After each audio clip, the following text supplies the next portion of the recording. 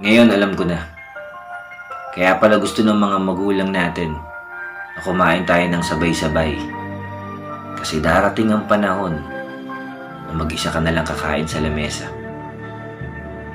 Kaya pala 6:00 pa lang ng gabi, gusto ng mama at papa natin na magkakasama tayo.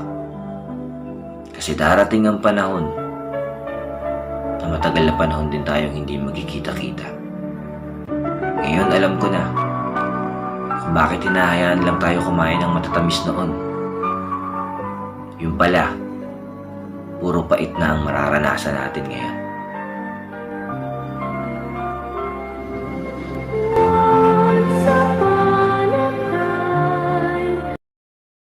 Ngayon alam ko na. Kaya pala gusto ng mga magulang natin na kumain tayo ng sabay-sabay.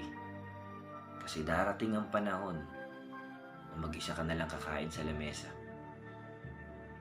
Kaya pala 6:00 pa lang ng gabi, gusto ng mama at papa natin na magkakasama tayo. Kasi darating ang panahon na matagal na panahon din tayong hindi magkikita-kita.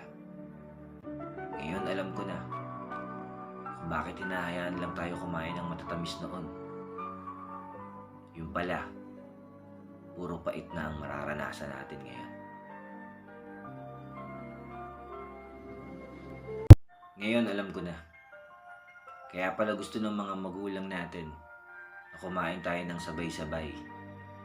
Kasi darating ang panahon na mag-isa ka na lang kakain sa lamesa. Kaya pala 6:00 pa lang ng gabi, gusto ng mama at papa natin na magkakasama tayo. Kasi darating ang panahon na matagal na panahon din tayong hindi magkikita-kita. Ngayon alam ko na kung bakit hinahayaan lang tayo kumain ng matatamis noon. Yung pala, puro pait na ang mararanasan natin.